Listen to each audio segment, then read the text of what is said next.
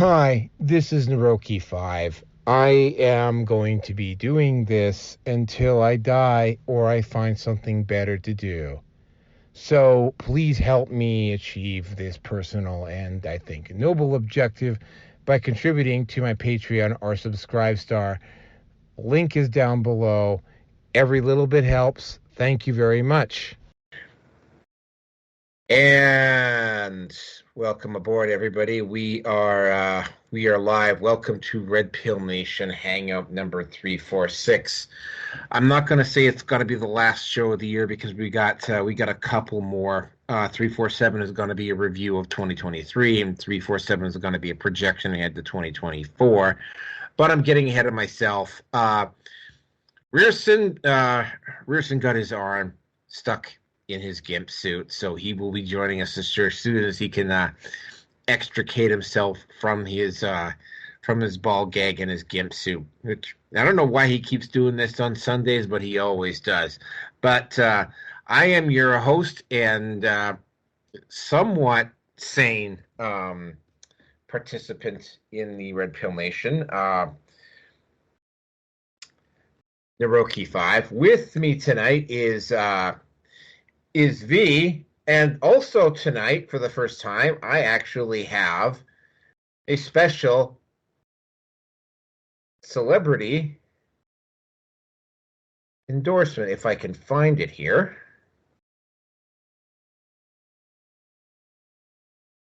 Where the hell is it? Oh, Vinny, welcome aboard. So V, while I'm trying to find this new celebrity endorsement. Well, yes, I am V, host of the Red Pill Hardcore Radio Show. I am also the Special Projects Director of TLBTalk.com, Freedom of Speech Social Network, also currently the face of it. Hopefully that'll change one day. And yeah, happy to be here on the show. How you doing, Vinny? I'm, borderline non-fabulous, maybe a little bit fantastic. Okay. Okay, well, all right.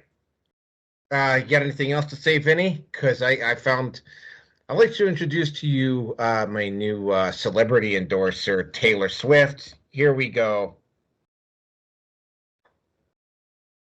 Not that one. For those who wonder what exactly the standards are on RPN, the answer is simple. The Red Pill Nation has no standards, none whatsoever, and it doesn't need any. Besides, if they had any standards, do you really think they'd have me, Taylor Swift, explaining this to you? Surely not. For those who wonder what exactly the standards are on RPN. So there we go. Thank you, Taylor Swift, for the celebrity endorsement. The most important thing you can do right now is subscribe to Paradigm Shift. So yeah, thank you, Taylor Swift, for that ringing endorsement of the Red Pill Nation Hangout. I see Rearson is still not gotten out of his clothes yet into his civilians, but we'll get around to that. For those of you who don't know, I am at Patreon as Naroki5. I am subscribed to as the Red Pill Nation. I am actually in the process, probably tomorrow, of getting those sites updated. For those of you who also don't know, I am at Odyssey, BitChute, Rumble, MGTOW TV. I'm also at YouTube, although I post up at YouTube just so for the ease of loading up to the other sites without having to deal with the hassle of having to upload and re-upload everything. I am also at Facebook, Minds, Gab, MeWe, Getter, TLB Talks, and yeah, that's about it for right now. I'd like to give a special thank you to another individual tonight who also gave me a ringing endorsement. So here he is. The Red Pill Nation has a very important sponsor. You're going to love these guys. Orange Man Bad Hand Bomb. You heard me correctly. If you love me or love to hate me, either way, this stuff is going to be a big addition to your daily routine. It's going to be huge. Believe me. Order now. What can I say? I got the former president endorsing me. All right, for those of you who don't know, the topics for tonight are, well, number one, Congress elects to expand NDAA warrantless searches, more data leaks, receives overwhelming support from both parties, both the Republicans and the Democrats. Topic number two, new Twitch policy on nudity backfires. Epically is forced to backtrack policy in less than 24 hours. 3, woke presidents face either massive backlash or get fired, specifically Harvard, Pennsylvania, and MIT. Oh my God. What an absolute clusterfuck that was. Topic number 4, Epic Games wins lawsuit against Google, potentially ending their app monopoly on the phones. Topic number 5, DHS funds NGO via McCain Institute, develops software to divert traffic away from Manosphere content. And topic number 6, it's official now. Alex Jones has officially been brought back to Twitter. And of course, the political left spurgs out. So anyway, let's just get right into it here. Since Rearson goes last,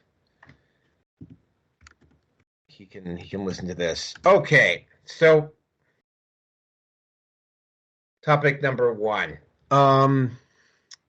I found out about this fairly early last week, and I kind of ordered the topics up like this morning.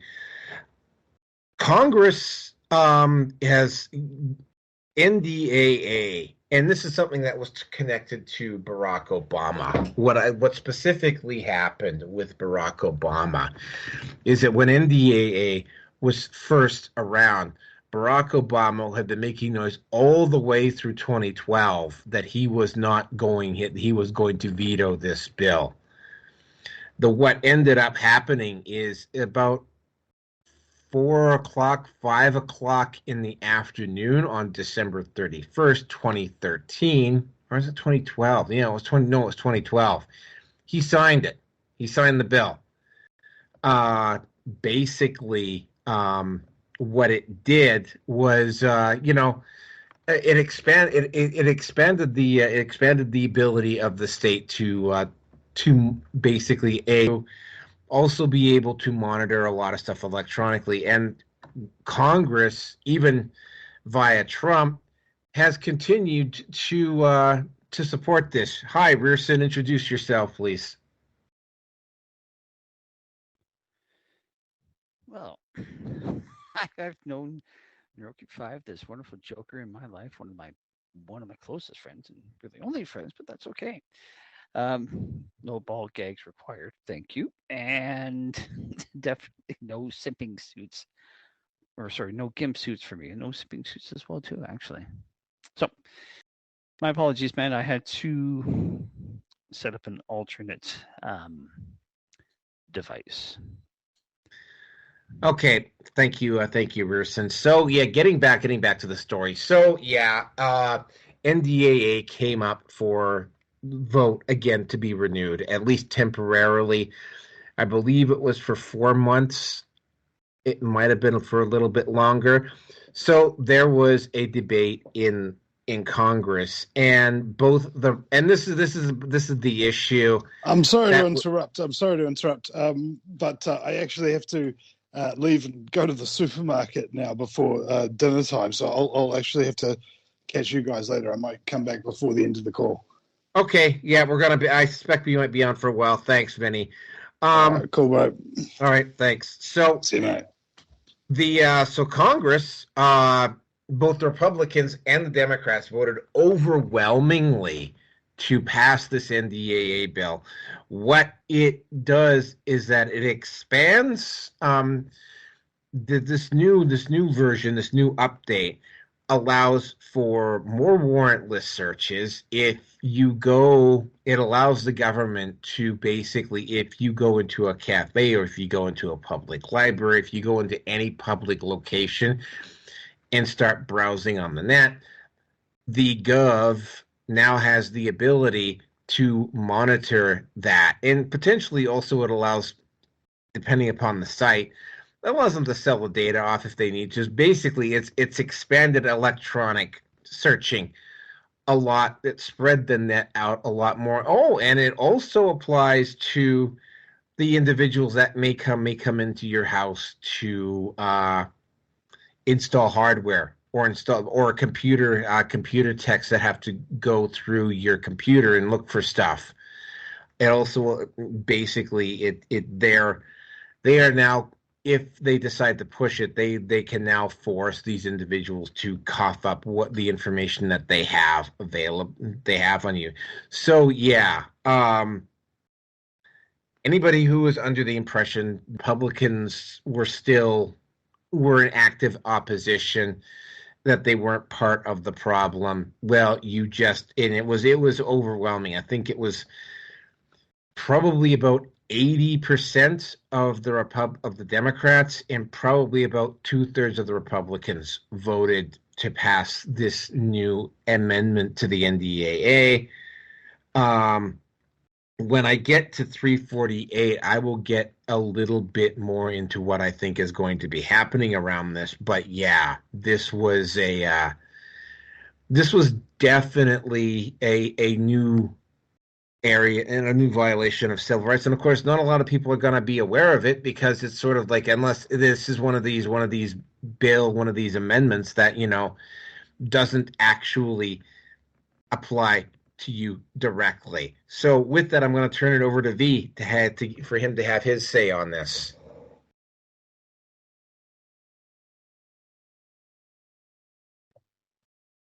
Yes. Well, hey, I said this from the very beginning. More technologically advanced we get, the more surveillance there's going to be. The less and less that of your own privacy that you're going to have. The less IP you're going to have. More stuff you put over the internet. Guess what? Guess who's collecting that? You got the NSA. You write a poem, post it up. Guess what? That belongs to the NSA.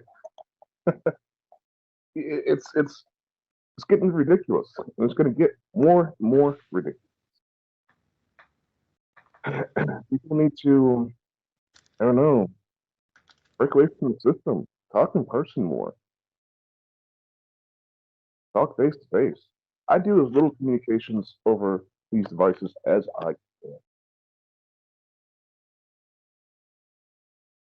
So I do screw around a lot and give total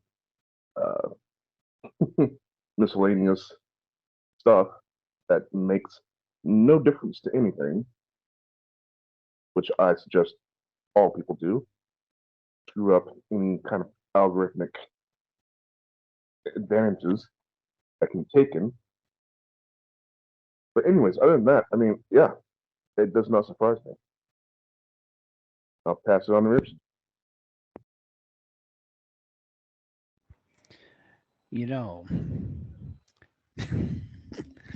This is only going to give Trudeau one of the biggest hard-ons he's ever gotten, outside of probably looking at little boys. No fucks given. It's going to be somehow tucked away and somewhere within CSIS and whatever else. But I can at least say that I know I'm not the only one. More government overreach? Shocker. More that they want to surveil you? Fucking shocker. Norky and I have talked about this song a couple of times, at least in the past, but for those of you that are still stuck in the 80s for music and rock and whatnot, 80s or I think it was late 80s. The song Should I See, I believe that's what it's called, from Frozen Ghost. And I'll be damned to say that I'm not the least bit surprised that stuff looks like then as to what we're dealing with right now. Imagine that.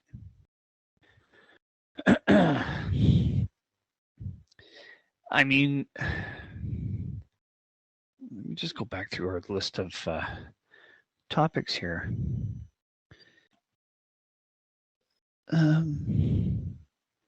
Warrantless searches.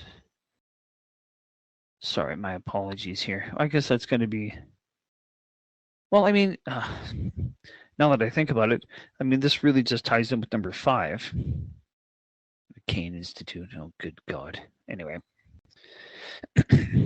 Just more, yeah, government overreach, the need to... The government that fears... What the hell is it again here? Yeah, I know what I want to say. I just can't formulate the words right now. My apologies. But yeah, shocker, but not a shocker. So I'll just leave that alone. Naruki, let's move on to number 2. There we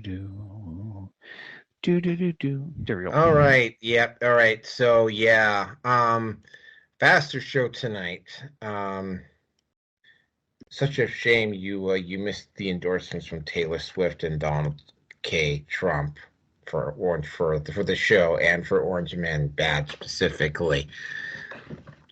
All right, so topic number 2, new Twitch policy on nudity backfires epically. Okay, Twitch has always been both less and more open than YouTube. Twitch has been more than willing to allow hot tub streamers, for instance, but Twitch decided to experiment with something. They decided to experiment with artistic nudity. Experiment didn't go very well because, as we all know, people who are streamers are such moral, upstanding individuals who would never take advantage of a gap in a system. Never, ever, ever. Isn't that right, guys? Isn't that right, V? Nobody here, nobody who's a streamer will never bend or break the rules set out by the platform. Like, that just never happens, right? Of course, it happened. And, of course, there was immediately a couple of streamers that were quite willing to bend the rules to the point of breaking. And it turns out that there was a couple of advertisers that were not particularly happy to have their ads associated with such content. So as it so turns out, these advertisers immediately called Twitch, and within 24, well, maybe it was just a little over 24 to 48 hours, Twitch had reversed its policy. You know, as much as I knock, and I actually do have a Twitch account. I just never use it because I'm not really, I'm not, at some point I will eventually get back around to live streaming at some point, but I'm not there yet. When maybe in a couple more years when I'm really doing well, that'll be the case, but right now I don't. Twitch has made some, just like YouTube, Twitch has made some really hypocritical decisions with its site. I mean, again, I don't get too concerned about it because I don't, like I say, I have a Twitch account, but I don't use it. But yeah, Twitch is... I don't know whether, I guess it's because Twitch is owned by Amazon. So, I think maybe Jeff Bezos isn't quite as beholden to BlackRock as, say, Google is. But, yeah, Twitch has always been a little bit looser with the rules, specifically when it comes to, for instance, OnlyFans content creators who will do hot tub streams and will do semi-scantily clad streams on Twitch, which they would never be able to pull off on YouTube. because YouTube's is a lot more restrictive when it comes to stuff like that. And yeah, poor old Twitch. Yeah, that well, again, I can't really say that I'm not entirely surprised. You know, the people who are working at both Twitch and YouTube are not exactly noted for thinking things through. Just remember, both Twitch and YouTube will suspend somebody for having political wrongthink, but they will certainly allow. And when we get to topic number 3, this will become very, very relevant. Although we're not talking about the internet at this point, the you know they have very hypocritical stances. Again, I don't have a dog in the Twitch fight because I don't really use Twitch very much. So, but I mean, again, right, there's a lot of people that do use Twitch quite a bit. Again, given some of the stuff that I've seen, I think one of the topics we'll definitely be talking about for 47 will be Sound of Freedom and all of the fallout from that particular show. The whole thing is just yeah, Twitch done fucked up. They got caught. They got egg on their face. They had it coming. A really dumb decision. There's probably a few people whose wrists are now starting to heal because they can't get the artistic nudity on Twitch anymore. I just have to go over to Pornhub or XNXX or X videos to get that. And with that, I'm going to turn it over to V. Orange Man and Bob will help take care of that. Sorry. V, you're up. Exactly. Hey, yeah. Well,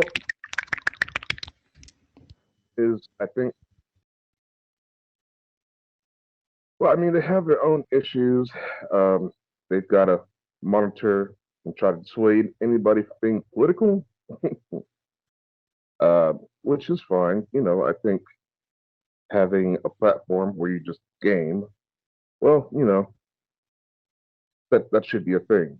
However, it's not always going to be like that, and they're having to wade the waters to be able to snuff out any political dissidents. We've seen it before. So they're going to be experimenting with their policies for sure. I don't know how much more I could add to that. So go ahead.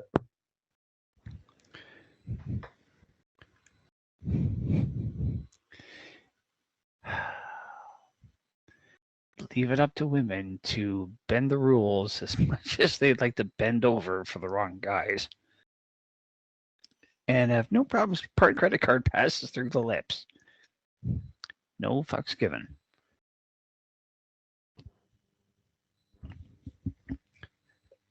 I mean,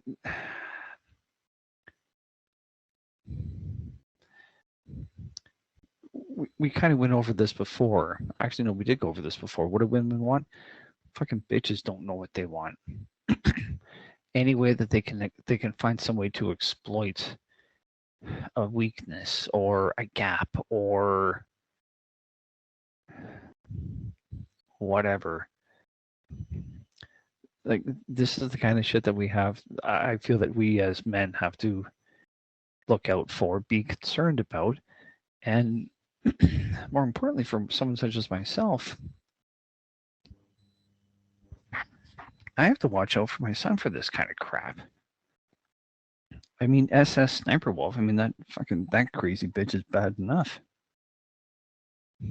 Don't get me wrong, easy on the eyes for now. I know that Joker had more or less made this point, so my apologies, Naroka, if I missed your intro on the topic here. But I mean, we're talking about some rather scheming, conniving, gold digging twins that are doing what they can, as you said, to bend the rules to the point of basically breaking it, but not completely. And things are perfectly fine until you get enough women into something, and then all of a sudden it just changes suddenly. I don't get it, sarcastically. But I guess a hoe's got to do what a hoe's got to do. Even though she ain't on her knees and give him proper respect, but we'll leave that alone. So if this does make me sound even more, if I were becoming any more jaded, I swear my skin color should turn green, or at least my eyes anyway. So I don't have much more to say on this one. Fucking not surprised. So okay. Anyway, waiting for you to get back in here and I'm back. Yeah, fine? it looks like yeah. Oh well, yeah. Anyway, so yeah, it really might just be a fast show tonight. Vinny might not get back in time. Well, we'll find out. We'll see. I mean, we're cruising through fairly quickly. Suggestion when Vinny comes back, say a 2-minute summary if possible for the other topics that he missed. Just an idea. So yeah, well, it depends on whether he comes back or not. We still got 4 more topics to go. So I mean, we're gonna be we still, depending upon what happens on these next topics, we might be here for a while. Okay, so the next. All right, so the next topic. Oh, this one we might actually go on for a while on, or maybe we won't. Who knows? But again, this is part of the spillage that is going on between Israel and Gaza. Now, again, I'm going to make a couple of very specific statements here. I do not have a dog in that fight. It's very clear. Well, I mean, again, depending upon who you talk to, it's becoming very clear that this atrocity is being committed on. At least that's what's being said. I have no illusions that the Israeli Defense Force is somehow acting more moral or more benign than Hamas was. I've also heard stories that there was a construction plan out for a rather large mega project, which just happened to go through Gaza. So, all of these weird little coincidences might not. I don't know the exact details, but that's just something that I heard floating around the net. Again, I don't have a dog in that fight, so Are we talking about a natural gas or oil pipeline that would run through and supply Europe and usurp Russia? It's not. No, it's some type of a transport corridor. I can't specifically remember what it was because it only crossed my line once, and this does not actually have to do directly with what is going on there. And the second thing is that while I am not, and this is something that this is becoming an issue now. But I mean, again, there's a couple people on this panel that, just seem to have a very specific difficulty in letting anything go with anybody that sounds remotely fucking Jewish, that they're all part of this conspiracy. All right, I do not buy into the Jew behind every fucking blade of grass. That is, if you want to see lots of that, you can go over to Gab. They've got lots of that, like lots of that. They've also got a lot of bigots over there. Although if you go over to the next topic beyond that might actually be changing. But I mean, we'll get to that topic when we get to that topic. But this does not specifically have to do with what is going on over there. We're talking about what is going on over here. As we all know, there was a pro-Palestine rally where they stormed the Capitol building, committed vandalism, did pretty much the same thing that happened on J6, and there was nary an arrest. And there have been protests all like in all of these campuses, and specifically three and we're talking about some major universities here. Specifically the presidents of Harvard, Pennsylvania University, and MIT were called out to testify in front of Congress because the protests at their specific campuses, there was, and this is an actual violation. The way the First Amendment works is that you have freedom of speech, but what you cannot do is you cannot issue a call to action. AKA, you cannot say, we need to kill all the blank. Or people who are of this race deserve to be killed or whatever. Like, they cannot say that. You know, and apparently what happened at Harvard, MIT, and Pennsylvania is that there were protests and they had students giving these rather loud public speeches where they were like literally saying we need to kill all the Jews. Dr. Kornbluth, yes. At MIT, does calling for the genocide of Jews violate MIT's code of conduct or rules regarding bullying and harassment? Yes or no? If targeted at individuals, not making public statements. Yes or no? Calling for the genocide of Jews does not constitute bullying and harassment? I have not heard calling for the genocide for Jews on our campus. But you've heard chants for intifada.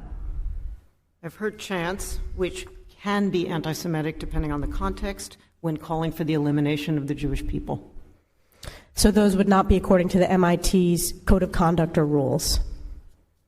That would be investigated as harassment if pervasive and severe.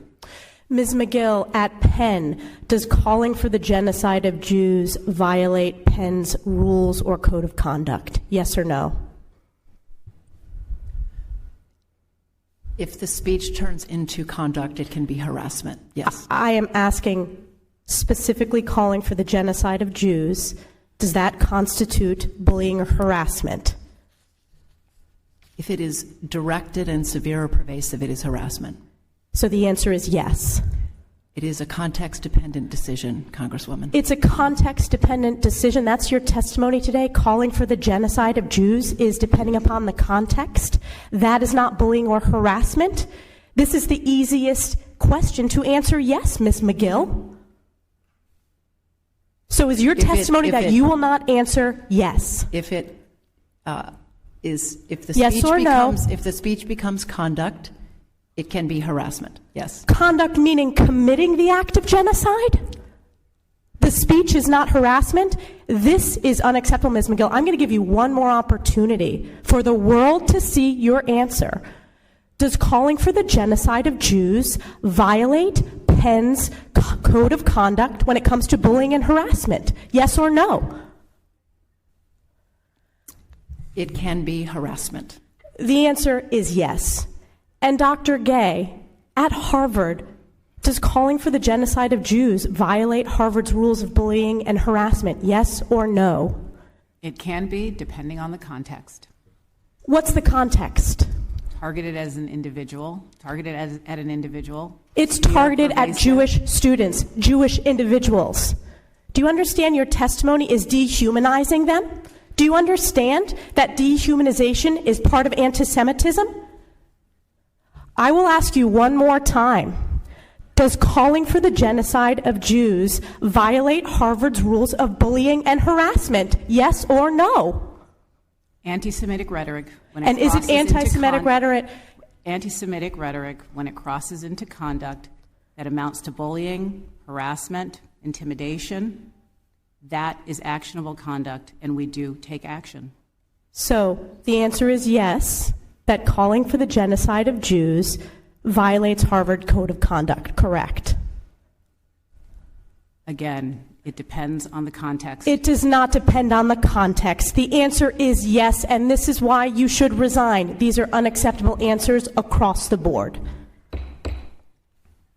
There was a moment during yesterday's congressional hearing on anti-Semitism when I was asked if a call for the genocide of Jewish people on our campus would violate our policies.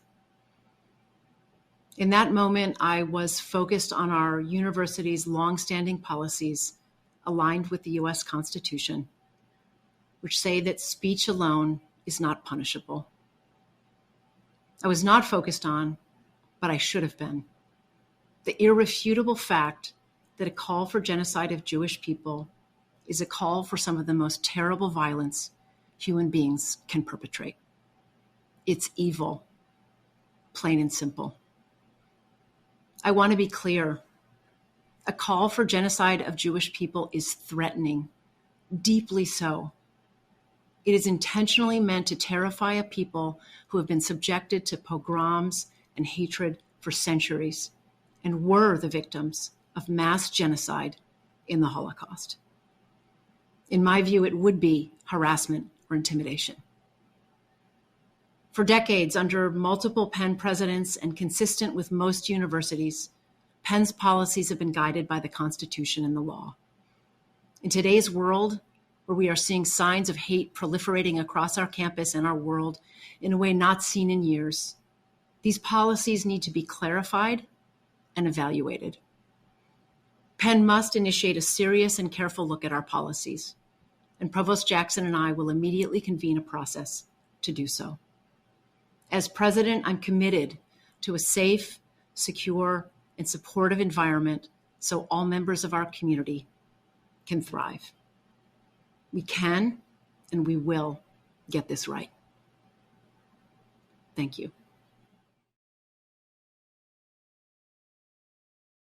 Now, the Holocaust happened. It happened. Okay? Like, there's just way too much evidence for anybody to say that it didn't happen. You know, there is this really strange, and we were talking about this when Kissinger died. There is this very strange fucking disconnect, right? Where you get guys like Kissinger and, of course, the far right will make a claim, will basically play on that to project it out to meet the entire Jewish religious population is all like that they're all in on it. Now, has this guy who has spent, we'll say a lot of time, but has spent enough time around large numbers of Jews congregated together, and this may come somewhat as a surprise to some people, but you know, just like any other group of people, when you assemble them together in large numbers, they actually all have differing opinions. And they are, when the more people you get together, the more prone they are to infighting. Right? Like, they don't all agree. Just because, you know, they're all Jewish doesn't mean they're all going to agree. Just because if they're all in, just like every single Indian, I'm talking about Native Americans here, are not all going to agree. Or not everybody who's black is all going to agree. Like, I don't think Abraham X. Kendi and the Hodge twins are really going to see eye to eye. Just saying, right? So what is going on here is that, and I actually saw the video of this, there was a member of Congress, they had all three presidents of these universities sitting there, and this congresswoman looked at all three of them and says, if somebody goes to the university and publicly says death to all Jews, is that something that is actionable that you can take action on? And like, all three of them like literally had to be put on the spot to go, yeah, that is a call to action. That is not acceptable speech, right? Like, I mean, you can say what you want to about Israel. You can say what you want to about Jewish people. Like, when you get into, say, quote unquote calls of action, that's different. Like, all three of them, their reaction was, well, it depends on the context. And it was like this, I can't remember specifically the congresswoman's name, but she like looked at all three and says, well, what part of death to all Jews what part of what is the context around that? Right? Like what part of that is not is not sinking in? And yeah, and all three of them, and the university professor from specifically the one from Pennsylvania was actually, and this is something that I've noticed about academics. They seem to think that because they have a degree, that having and I've met a lot of stupid people with academic degrees now. In fact, there seems to be more and more and more of them, including, by the way, people who are doctors. Saying, like, I think it was, I believe it was the president of Pennsylvania who was like literally getting smug with this congresswoman. All three, the woman from and by the way, the president of Harvard is, and there's no way, I saw photos of her, there's no way that you could not mistake her for a wokester. And I'm sure, African-American woman, short hair, thick frame glasses, has been noted to give some very, very, far, like, leftist speeches at Harvard. And there's been rumors going... She probably loves the carpet, just saying. And also apparently for her doctorate's degree, she apparently plagiarized some of her research material. No, she didn't copy and paste, did she? Allegedly. Shocker. Allegedly, so yeah. She was basically forced to resign, and somebody took her place. The president of Pennsylvania University was removed. She issued an apology, and then after her apology, she basically got booted. The woman who's president of MIT, but yeah, all three of these were like woke women, and it's like they all had, three females. It's sort of like, you'd like to think that, like, if you're thinking that somehow women are somehow more moral than men, like, this is a prime example of that not being the case. I mean, it says it right square in the Constitution. You cannot do a call to, you have free speech, but you cannot issue a call to action. So if you say something at an anti-Israel or pro-Palestine protest that basically comes down to kill the blank, that is a violation of the law. The First Amendment does not apply. There is no context on that. So yeah, I don't know, but there's pressure on the president of MIT to also resign. Here's the issue that I'm thinking about, though. I mean, we're talking about specifically Harvard and MIT. Harvard is supposed to be the absolute pinnacle of academic achievement. Like, getting into Harvard, it's like, it's like getting into Oxford or Cambridge. It's just one of those universities that the children of the elite go to. Right? Harvard, Yale, Princeton, those places. And MIT is considered the pinnacle for, say, technology. Like, if you want to be an engineer and you want to get a really high-paying, well-connected job, if you're the son of a Fortune 500 family, or a Fortune 500 executive or CEO, right? And you have an inclination to be an engineer, right? Mommy and daddy will try to get you into MIT as opposed to going to Harvard. Now, there are other institutions. Duke has had some very suspicious stuff happen as well. but it was just these three. And it was like, we're not talking about stupid people here. We are talking, however, about stupid, smart people. All three of these women should have had at least some familiarity with the Constitution and the Bill of Rights. And I mean, they might not necessarily have been lawyers, but there are lawyers that are sitting on the boards of these places, that are lawyers, and probably some very high paid lawyers that go, yeah, you know what? Like, that's a violation of the First Amendment.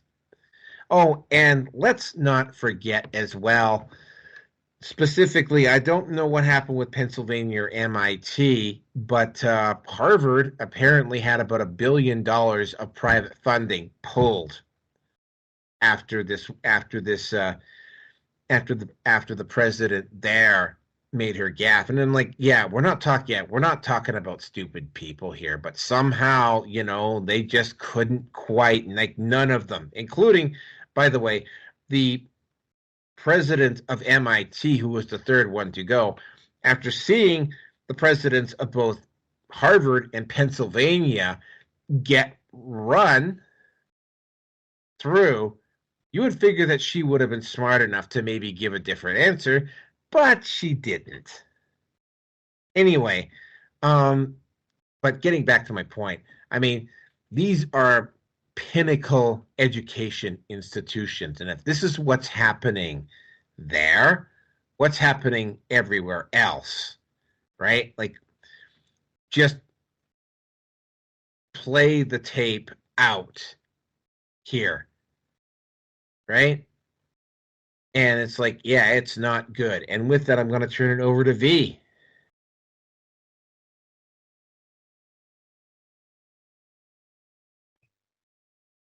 Yeah. Well, hearing the whole death to Jews, seeing history repeat itself, because we are just a species that apparently doesn't learn from history. I don't know. It kind of reminds me of, and I know I'm a nerd out here, but kind of reminds me of Star Wars. And when you talk about the Sith, you can't talk about the Jedi without talking about the Sith. It doesn't matter how many times the Sith are defeated, the Sith returns. Usually out of the Jedi Order. A fallen Jedi member restarts the Sith. So I don't know if that says anything about these institutions. I get it. Yeah, no. Right. I get what you're saying. I mean, pardon me for interrupting here, but I mean, you can kill the people, but you can't squash the idea or the ideal or the belief system. Right. Someone will be disillusioned with the status quo at some point in time, and they're going to follow a different path. They're going to blame someone for, I guess, their misfortunes in life, and they're going to become reactive. And there are pathways, there are doctrines in which have been successful and not successful. See, the Nazis, we've seen the stuff before. And again, it's just history repeating itself. So what do we do? I'll pass it on to you, Rexon. There's a gentleman that I worked with. I've mentioned his details overall before, and I will repeat it again. He has a master's in computer science. He was focused on AI at the time, and we were working together at a hotel, and he was woefully overqualified. now my manager, front desk manager at the time, front office manager, what do you want to call her, has said to me that he's a little difficult.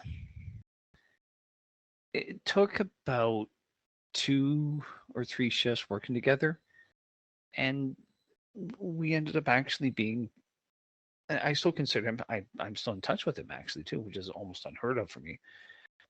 But we're really good friends. And he had said to me, Rearson, just because you're educated does not mean you're smart. I mean, let's face it. The first 3 to 4 years of university, what are you doing? You're regurgitating what's being spoon-fed to you. And then it's once you hit your master's, that's when you actually have to start to break away from the masses, the crowd, and you have to rise above them. You have to rise above the din, shall we say. And obviously, I have not forgotten what he had said to me at that point in time, because that was like 20, Jesus, Mary and Joseph, 20 fucking years ago. So, I mean, oh my God. I mean, I could very easily go off on a tangent here about the stress for females to be college or university educated, because they're outranking men by for every 2 men, there were 3 women in post-secondary education, typically speaking. And to have 3 woke females that are probably ultra feminists, no doubt. My apologies, folks. This is just the way that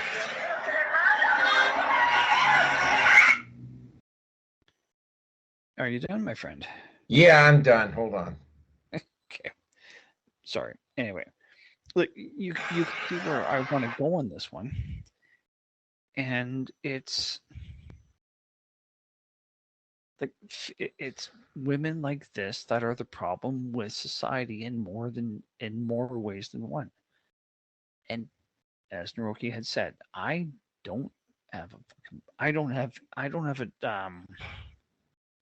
a dog in the race, whatever the phrase is. I am not emotionally interested in Israel. I'm not emotionally interested in Palestine. I want to see the Khazar Mafia be taken down. And I am not saying that that applies to every single Jew that's out there, just the ones that are part of the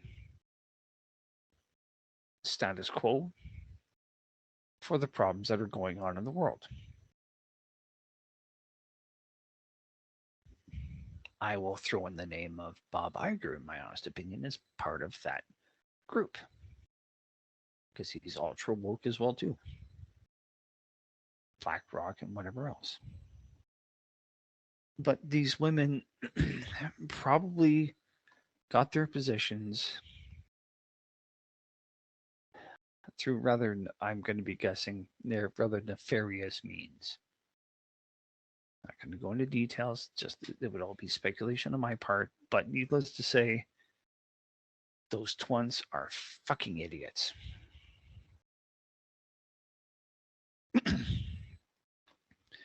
Women might feel that they're more intelligent than men, but at the end of the day, they are destructive, self-destructive especially. And a woman in academia, to me, is now starting to become one of the scariest things that I can honestly think of on this freaking planet, at least at this point in time. So, fucking whatever. What was it? There was a professor. We talked about him 2 years ago, and his name came up with the whole COVID boondoggle. And he ended up selling secrets to China. So I think it was Harvard. Yeah, I believe it was Harvard or MIT, one of the two. Anyway, doesn't really matter. But I consider this actually to be a really good thing because it's showing how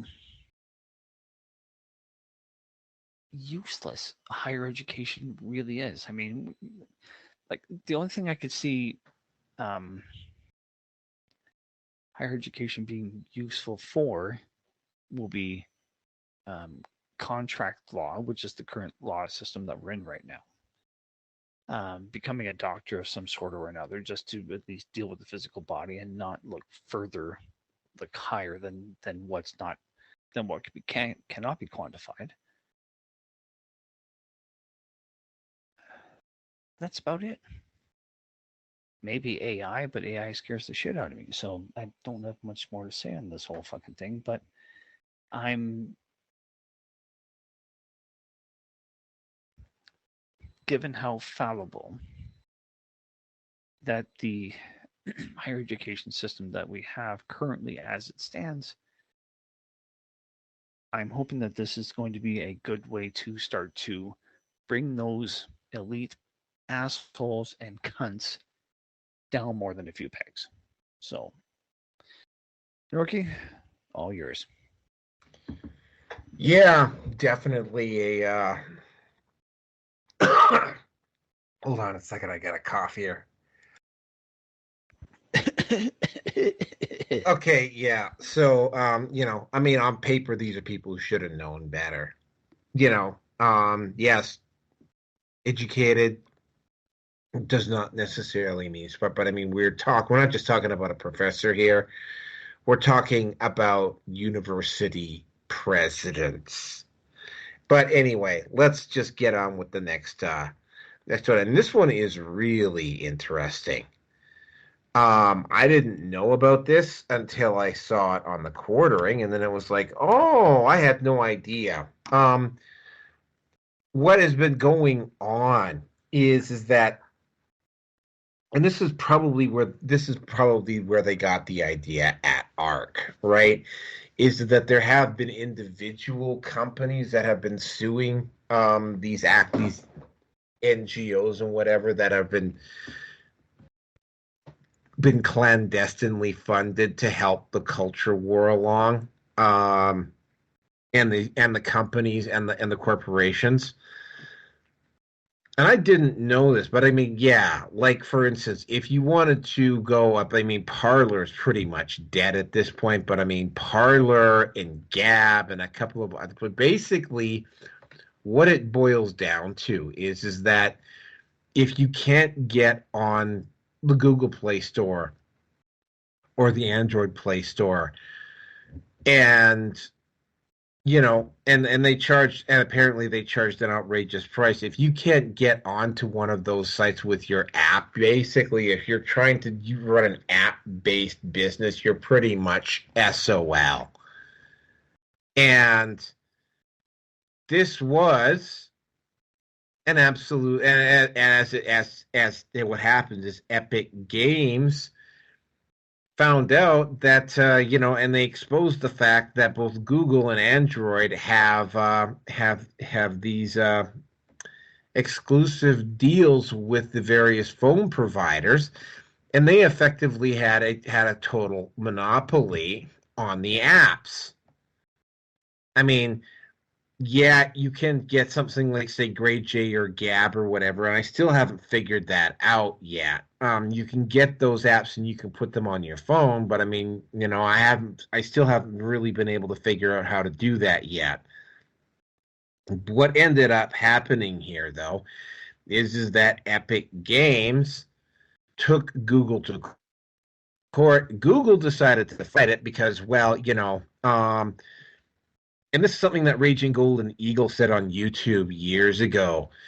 Google is now, specifically what's going on with YouTube, but probably with some of their other operations, they've been blithely and arrogantly going, oh, well, we can afford to lose $1 million here. We can afford to lose a market cap of a couple of billion here, a few million here, 100 million there, right? Suddenly, right, YouTube is in trouble. Suddenly, there's options available other search engines that are available that don't curate their content the way Google does. And they are becoming, and as the alt tech and alt media areas continue to grow, their ability to control a narrative is starting to slip. But one of the areas that I hadn't even considered this until I saw this story was the fact that, when it comes to apps, basically, if you don't toe the line politically or socially, you'll get removed. Your app will get removed from the Google Play Store, or we get removed from Android, and that is basically it. You're SOL, right? Like if you had an app-based company, that's it. Like you're not making any money that way. What Epic Games did is they took them to the last. They exposed the monopoly, and because they won, and of course Google is appealing because Google is not at the point where, say, YouTube is at, where they have to start searching through their couch for spare change.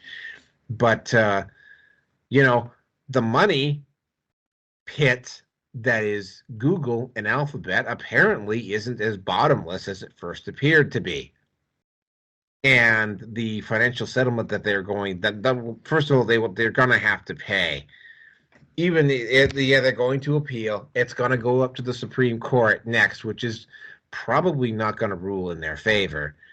But, the financial penalty they're going to have to pay Epic Games is going to be pretty severe. And at that point, they will be legally obligated to change the terms and allow, and the phone companies are basically going to be forced legally to allow other app providers access to their phone market. So what effectively has happened here is the same thing that's happened with say Rumble, Odyssey, and BitChute when it came to YouTube. Now you're going to have app providers that are not the Google Play Store and the Android. There will be more competition. There will be potentially less expensive apps that you can pay for. And it's yet another nail in Google's coffin. And like you say, Google isn't as far along as, say, Disney is or Starbucks is, but they're getting there.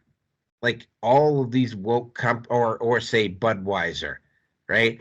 Like all of these woke companies, they're all getting there, right? Like they're all starting to feel, and because the alt media is available, and the only way people don't know now is if they're willfully choosing not to know, right? Like you don't even necessarily have to go online anymore. Like there's enough people walking around that are in the know now that if somebody is choosing, for instance, right, the people who are still masking up at this point, right? And like one of the things that I did, and I forgot to include this in the early announcements, is I went on a muting purge of Twitter. Among the people that I muted out were these idiots that were like literally posting up about how they think everyone should still be masked up. Those were some of the people that I did a muting purge on, because I was just getting sick of seeing their content, right? So yeah, this is why I think next year is going to be very interesting, because all of these NGOs, all of these quote unquote charities or whatever, who have been waging the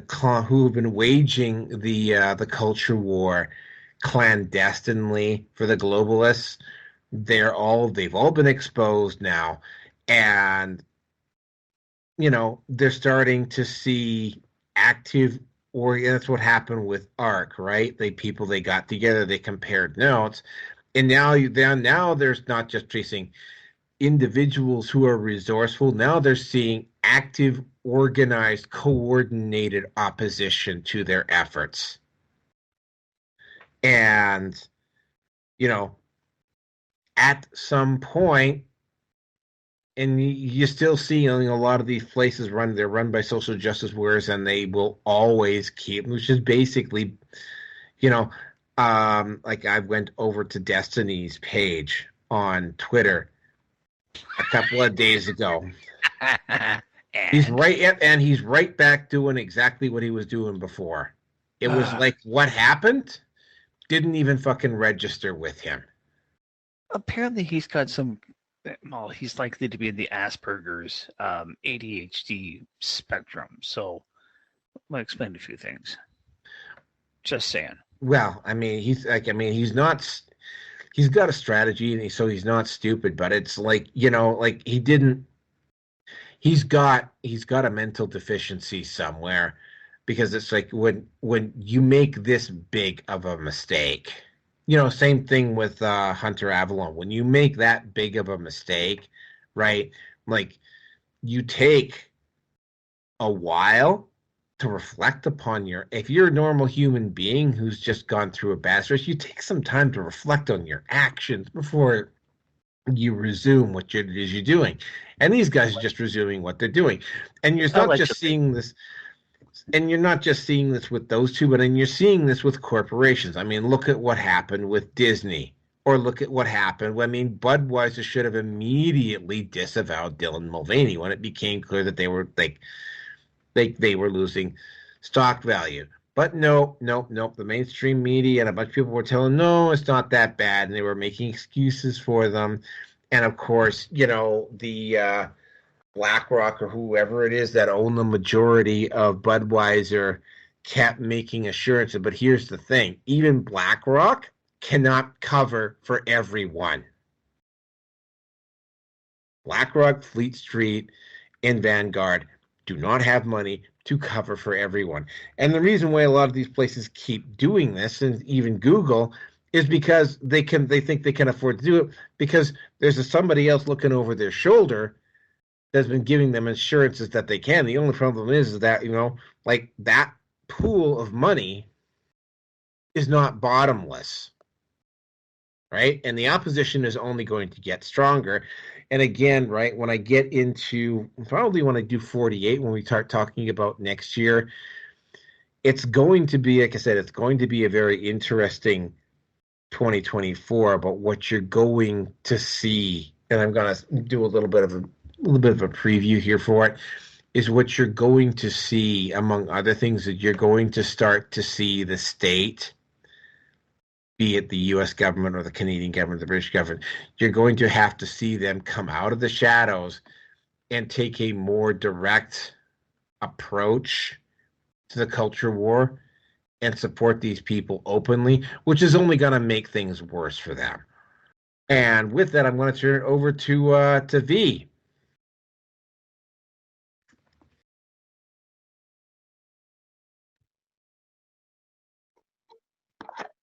Yeah.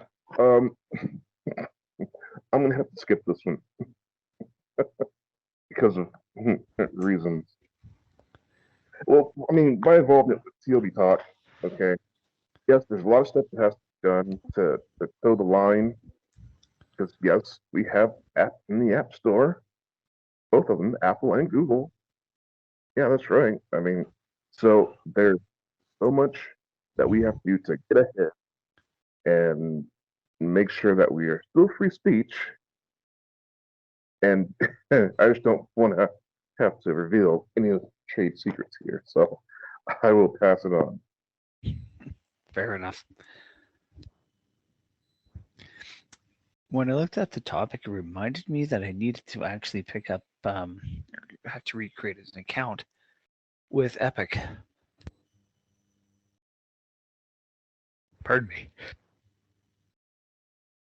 All right, that's better. I was introduced to Epic Games when I was, the hell was it? Civ 5? Civ 6 came out. I can't remember which one. Civ 6, obviously, actually, now that I think about it.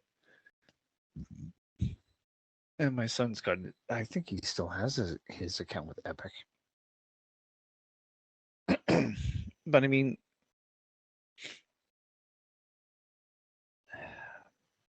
can I say this correct? A little more, not properly, but accurately. You know, most of the time, being number 2 or being number 3 is actually not that bad. Yes, there is going to be the drive and the ambition that you want to be, you want to reach the top, and you're going to stay at the top, and well, it's going to be different this time for us. Kind of like communism. But when you get up there, it's only a matter of time until you become dethroned, and then you can try to fight to get back up, get back to that point of power again. But eventually, everything, what goes up must come down. Empires struggle, they rise up, they reach their pinnacle, and then they go on the decline. I mean, Microsoft is still a major player in the computer and IT world. Google is still going to be up there as well, too, for quite a while. But, I mean, Bill Gates is not the person that he used to be. And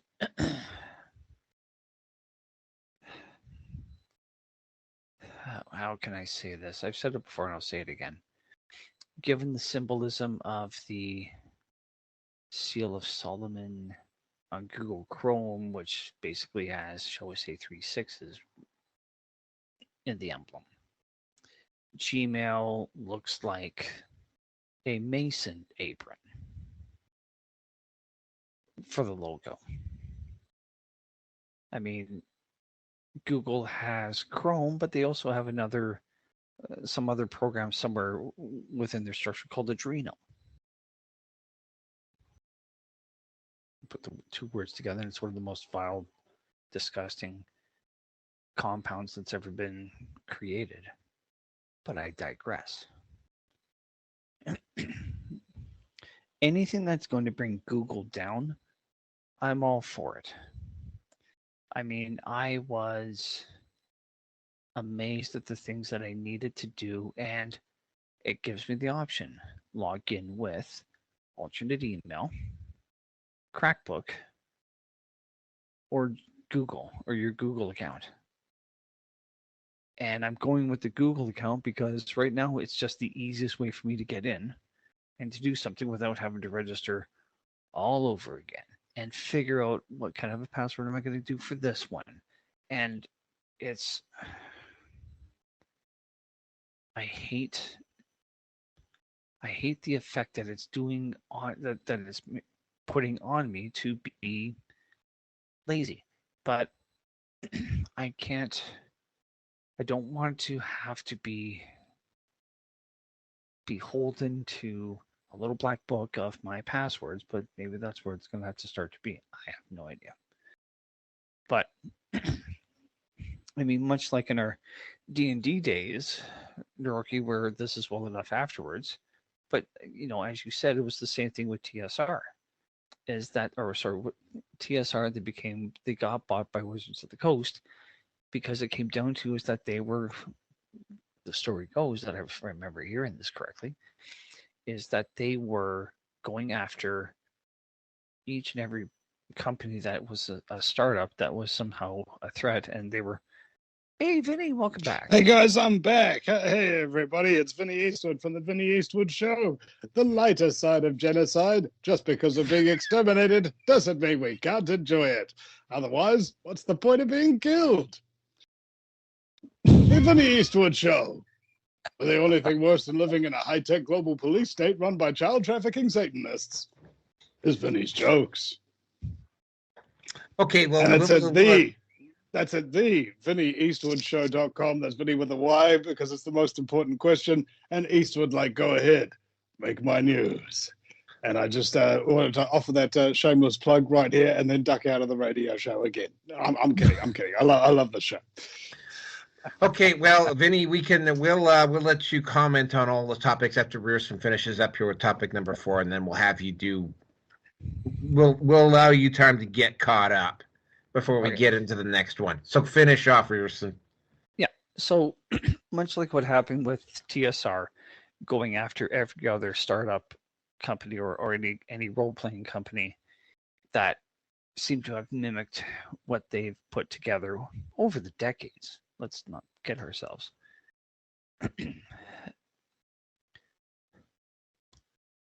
The coffers are not infinite. The coffers are a rather finite source of energy. And eventually, well, just like Weinstein, Harvey Weinstein, at some point, you can't fight them off anymore, and you start to lose, and, well, we'll leave that fat, ugly, disgusting human being to what has brought him down. So, and I will leave it at that. So, Naroki, I will let you get Vinny caught up, and I'm just going to shut my mouth. Okay, so topic number No. Don't catch me up. Let's just keep going. Okay, well worry, then I'm clever enough. I'll pick it up. Okay. All right. Well, we're on topic number 4 here, and what this was Epic Games wins lawsuit against Google, potentially ending their app on a monopoly on phones. What basically happened is Epic Games sued them because Google and Android had made this deal with various phone providers, and basically they had a monopoly on apps. So if you couldn't get in with either Google Play or Android, basically you were pretty much SOL. And Google took them to court. Epic Games took them to court and won.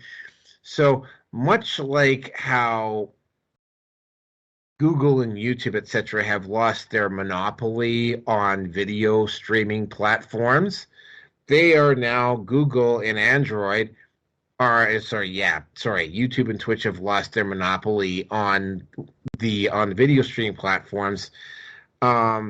Google and Android have now lost their monopoly on the App Store, which means you're going to see competitors now come up, because the phone companies are going to be they're going to have to open things up to other app providers so that someplace other than Google or Android. And basically they were acting like moral police. If you, like, for instance, Gab, GreyJ, I think Gab and GreyJ are the two that spring immediately to mind, but obviously Epic Games didn't have an app either.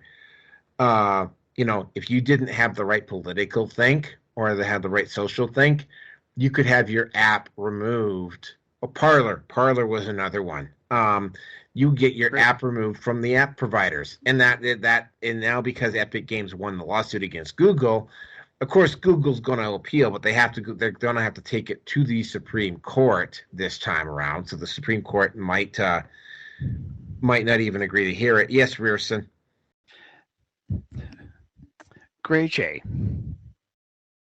And I'll leave it at that. I said GreyJ.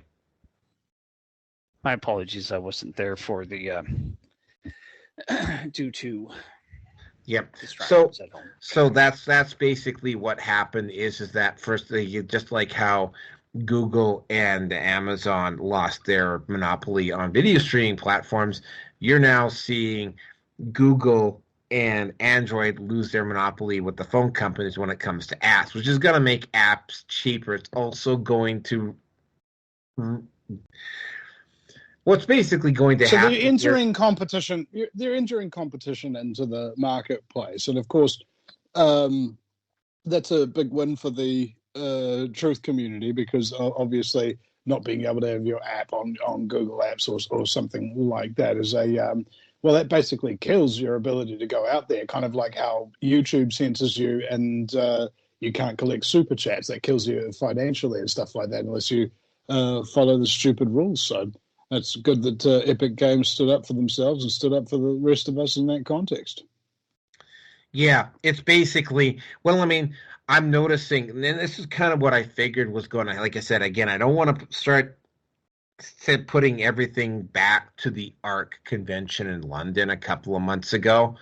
But I mean, I noticed that after ARC, you suddenly started seeing more coordinated lawsuits, and specifically where they seem to be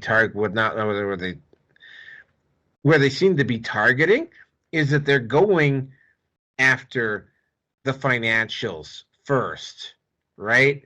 Because I think it's all because that's where you had basically what you had with Twitter. You had Sleeping Giants, you had Media Matters, you had the ADL, all getting clandestine funding to go after Twitter. And when I get to the next topic, I'm going to DHS was caught doing something now in regards to the Manosphere, but yeah. The monopoly is starting to disappear. And it opens up competition, and basically it eliminates the ability. And of course, the phone companies they'll take money from anybody. So yeah, the phone companies are going to have to open up their apps to companies other than Google and Android. So do you have anything more to add on this one, or can we move on to the next topic? Vinny? Nope. I'm just going to say something here as well. I think that this is going to have a very interesting and indirect effect on Samsung, for example. Yeah, I don't know how it's going to look. I don't know what's going to happen, but Samsung is going to get swept up in this as well, too, because they are the biggest Android phone provider and tablet, for that matter, on Android side versus the monolith of Apple. So it's going to be. Well, I mean, again, right, when we do 348 and we start talking about predictions for next year, you're going to see a lot more direct state involvement in the culture war now, because the NGOs and the privately funded stuff from the globalists is not working anymore because they're now facing coordinated opposition. The only problem is that if the state has to directly intervene, they come out into the open and they reveal themselves, which in fact they can do it, but then they expose themselves. And once they've been exposed, there's not really going to be any going back. Does anybody else have anything more to say on this one, or can we move on to the next topic? Move on. Moving on. All right. So, this one is more of a Manosphere topic, but it kind of ties in with the first one. Among the things, and again, this is something that we've all known, because, when you saw what happened, when we get to Alex Jones, we'll talk about what happened with him. But what's been going on, and it's I'm kind of shocked that they would even try this with Twitter, but apparently they have. And we covered this on another show. I can't remember, but DHS has pegged the Manosphere as one of the biggest quote unquote terrorist threats on the North American continent. Even though, I can think of Elliot Rodger and Alec Manassian as the only two guys. Although, again, right, it wouldn't surprise me if they try to manufacture an incident next year to justify going after the Manosphere. But at this point, and we all know how they've been doing this, how the globalists have been doing this, they've been funding NGOs and these private institutions under the table to basically undermine the financials of the individuals that are opposing them. Now, it it was working up until this year. And again, right, I keep going back to like everything changed after they had that ARC conference. That's when you started seeing coordinated pushes via lawsuits. And you're also starting to see more press leaks, and you're also starting to see, tech companies, like, for instance, like we covered this a couple weeks ago, how Twitter is now smart to how Media Matters and the ADL were manipulating the algorithm to try to get a specific result so that they could try to get more advertisers to pull out. What ended up happening here is that the DHS funded this NGO known as the McCain Institute to develop software to divert traffic away from Manosphere content, specifically Fresh and Fit, Andrew Tate, and Rollo Tomasi. Now, Rollo Tomasi did a live stream on this yesterday. Now, and I saw the whole thing. They have all noticed that there has been a reduction in traffic at some of their sites, although it hasn't been as much as maybe this NGO or as DHS wanted them to admit. The consensus that I got from them is that, it's sort of like, well, if the government is running it, they're probably not going to be very smart about it. But then again, right, it would be a serious mistake to just assume that the government is entirely stupid and incompetent, because I have been involved. I have seen government projects that just go off without a hitch and were actually quite beneficial. You don't usually hear about them. You hear about the mistakes because that's just the way it works. But yeah, even when it does work, the what was it? The rate of return for investment in government to output is 30-1. Yeah. So for every $30 you invest in your government, you get $1 back. And So, it's like, they did a good job. They built the roads and stuff like that, and pocketed the other $29 that they gave to their loan sharks and their private contractors and their lawyers. Yeah. So, I'll give you a prime example about how even when something works, it doesn't necessarily work. There is a drug rehabilitation program. It's known as the 4 Pillars. Now, the 4 pillars are harm reduction, which is what that whole thing with OxyContin and Sackler got abused. But there was also treatment, education, and law enforcement, and harm reduction. And they were all supposed to work together in a coordinated fashion, right? So, yeah, harm reduction didn't just involve Sackler ramping up production on OxyContin and flooding the market with OxyContin, which is effectively what they did. Harm reduction also involved having, and this is the thought about safe injection sites that I have to explain to a lot of people on the conservative side. The safe injection sites were designed to do a couple of things. One, it was supposed to say if there was a bad batch that came through a city, because you had these safe injection sites, the information, aka the education to the active drug user, the information would get out faster because they had these designated sites. If you used outside of these designated areas and the cops caught you using outside of these designated areas, the criminal punishment for doing so was going to be considerably steeper. Also, if you had an accidental overdose or whatever, right, there was these there would be these places that they could. So it wasn't just supposed to be about safe supply. It was supposed to be a coordinated policy. What happened is the only country that actually did a half-decent job of coordinating this was Portugal.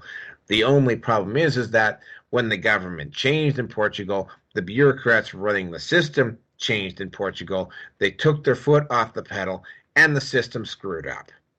So now they have to now spend the money to reinstitute a system that was working just fine before. This is what I'm talking about when we talk about government. So, even if they do get something right, they won't. Overall, the consensus, at least from the PUA segment of the Manosphere is that they're not particularly worried about this.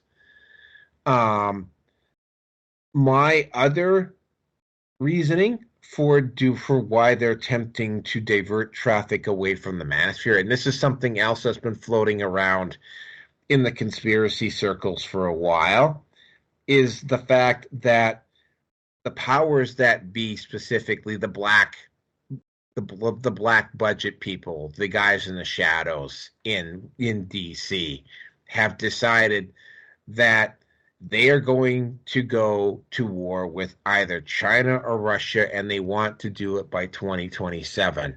Now, I can tell you for absolute fact that unless a member of the Manosphere is already in the military, the overwhelming majority of the guys in the Manosphere are not going to be signing up to fight because they know too much, because they've been red-pilled. They know what the government is like. They know what's going on. And, they're letting everybody else know around them what's going on.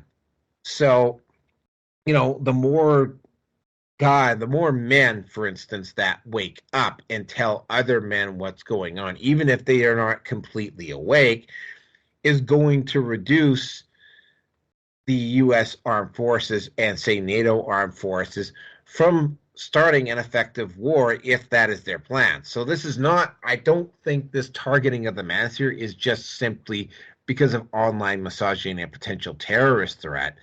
They are equally concerned about the fact that I'm going to say probably somewhere between, I'm going to say probably about 95% of the guys in the Manosphere are not going to sign up.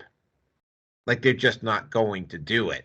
And at the rate the Manosphere is growing, by 2027, it will probably be a solid enough percentage of the population that, the usual propaganda models won't work. So they really don't have any other choice, but they have to nip the Manosphere in the bud right now. But here's the catch-22 about it. And this is something that I'm seeing more and more frequently, right?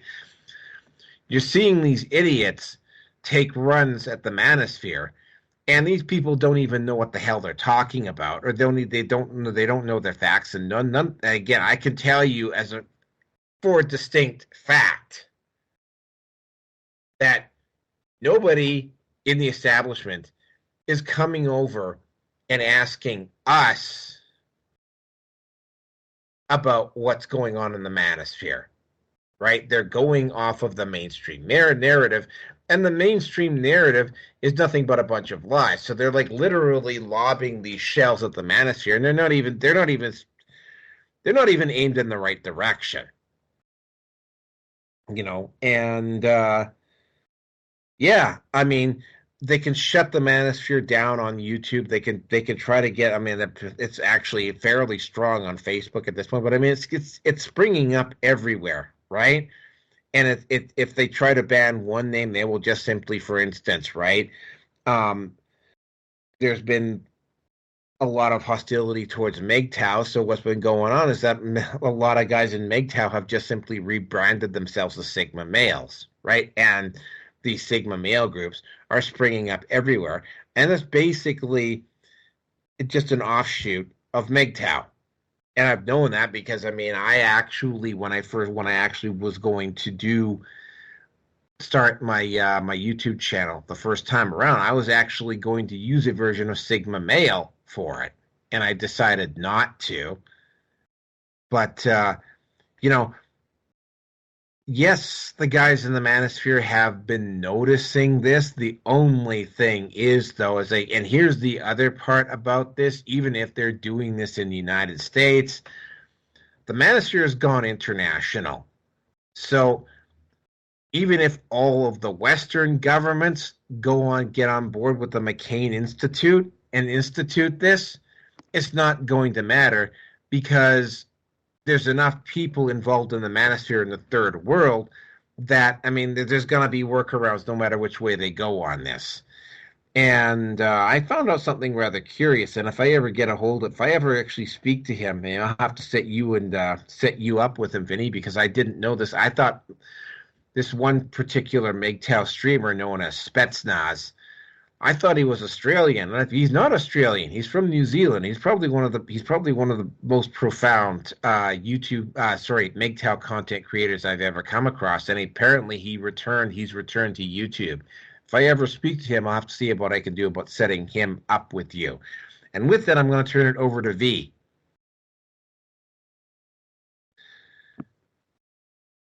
Yes, right. So this is something I've talked about for a long time, something I've predicted. Okay, so we have the institution of marriage, right?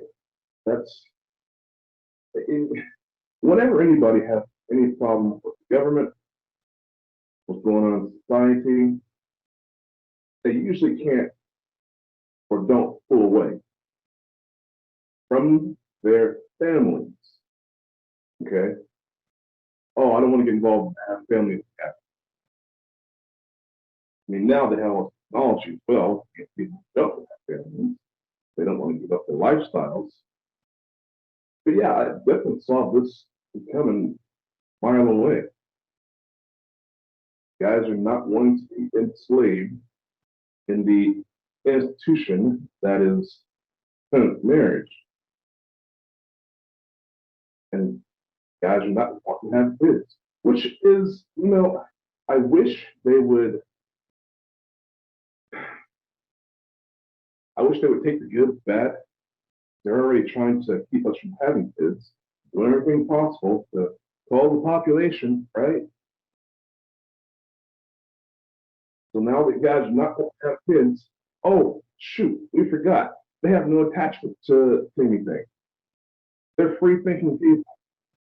You got to do something about this. So, isn't it strange that anybody who has freedom is going to be considered a terrorist? Yeah, well, yeah, that's how the government just views the population.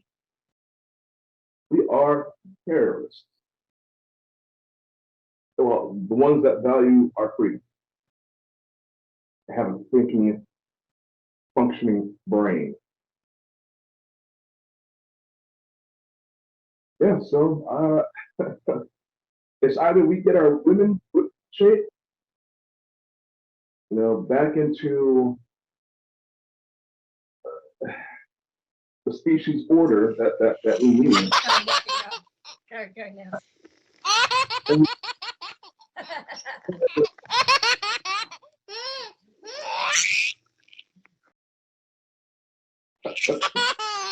This is my boy. I'm not going to laugh.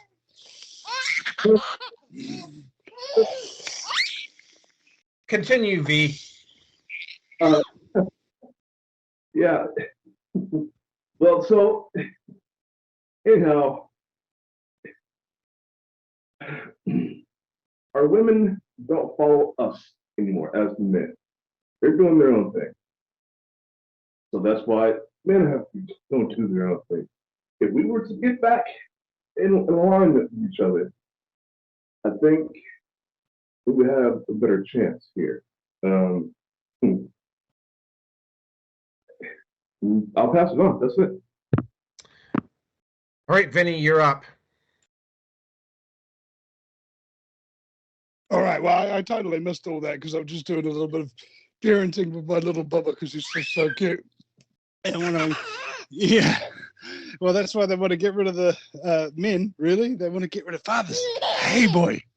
Hey, because Daddy loves you. You know why, don't you? It's because you're so cute.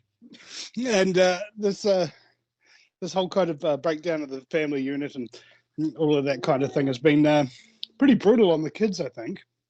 And if it's brutal on the kids, then those kids are going to grow up to be brutal on their kids as well. So it's a vicious cycle.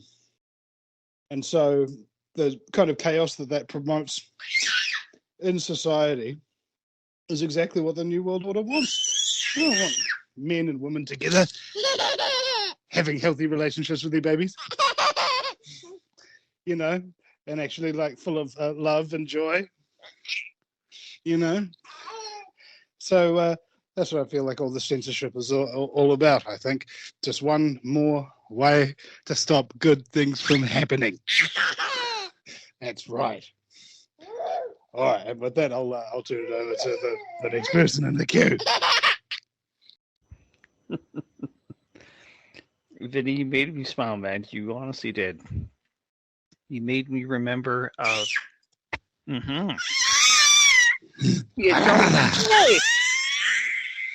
You don't say. And that probably makes you remember something else, you know. Oh, it does. Like you made me remember when I realized that my son was really ticklish. I was at a grocery store. There was a woman that I used to work with. 10 years, probably about 15 years before. And she was like, "Oh, is that your son?" It's like, "Yeah, he is." And I just touched him underneath his neck, and he just went, like he kind of turned into a bit of a turtle. I'm like, this is interesting. So I and now he's hyper sensitive with me touching his neck or the back of his neck or under his chin, and he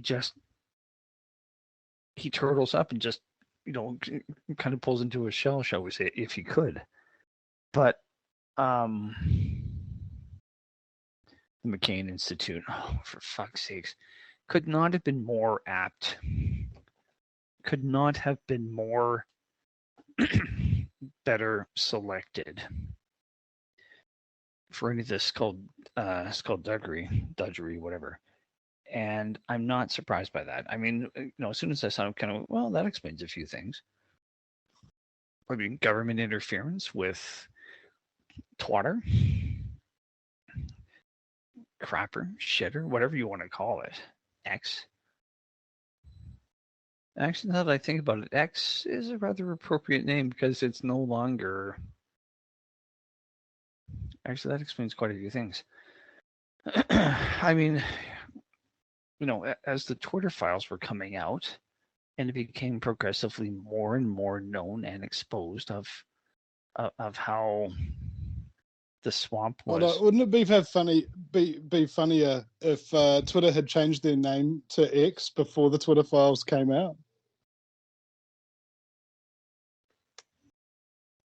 True, fair point. Don't know what to say to that one. The truth is out there, bro. Well, the truth is out there. Whether or not people want to see it is another matter. So it's not terribly surprising. And I mean, I can't remember what the MGTOW name of what's going on in Nigeria is. And we've talked about this before, where the Hiroki, please back me up on this one here, and I apologize if you had brought this up again too, but I have to deal with my son and my spouse not working very well together. But I mean, there's also the movement within China of lying flat. Yeah, there's Hikikomori, there's lying flat. There's basically either is MGTOW or a version of MGTOW in literally every country on the planet. The red pill is not too far behind, and I mean, having spoken to people from all across the world at this point about MGTOW and about the Manosphere, the consistent issue that I keep hearing is the fact that you have, and I mean, like, for instance, I was a little bit shocked to find out that, the Middle East is a very strong MGTOW presence. The consistent story that I keep hearing is that you have a group of elites at the top acting very hypocritically and viewing the citizens of the countries beneath them as things and not as people, which of course, in the West, specifically in the West, which is where the Manosphere originated,